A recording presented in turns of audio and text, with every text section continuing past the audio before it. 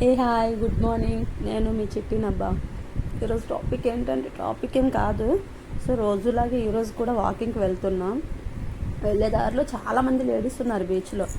ఏంటి ఇంతమంది ఉన్నారు, ఏంటి ఈరోజు స్పెషల్ అని తెలుసుకుందామని అలా దిగానన్నమాట కిందకి. దిగుతూ ఉంటే చాలామంది లేడీస్ దండం పెట్టుకుంటున్నారు. సో ఒక ఆంటీ అయితే ఇసుకలో ఇలా గొయ్యిలాగా తీసి అందులో దీపం పెట్టి చాలా భక్తితో దండం పెట్టుకుంటున్నారు. ఆంటీ దండం పెట్టుకున్నంత వరకు వెయిట్ చేసి తర్వాత అడిగాను అన్నమాట. ఆవిడే కనిపిస్తున్నారు కదా, తనే. ఆంటీ ఏంటి ఈరోజు స్పెషల్, ఎందుకు ఇలా చేస్తున్నారు అని ఆవిడ చెప్పారు. ఈరోజు మాఘ పౌర్ణమి అట. లేడీస్ అందరూ, అందులో పెళ్ళైన లేడీస్ అందరూ తెల్లవారే లేచి ఇలా బీచ్ స్నానం చేసి అక్కడ దీపం పెట్టి దండం పెట్టుకుంటే చాలా మంచిదమ్మా అని చెప్పారు.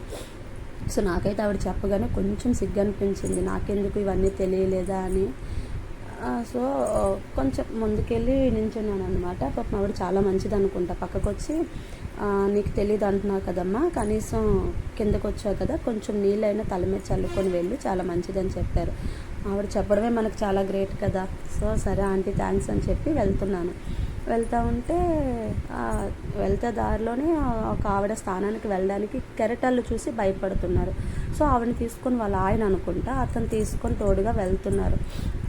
ఎందుకు చెప్తున్నానంటే అతని కోసం ప్రత్యేకంగా అక్కడ జోక్ ఏంటంటే, ఆవిడ కెరటాలు చూసి భయపడిన ఆవిడ కెరటానికి బాగానే నించుంది.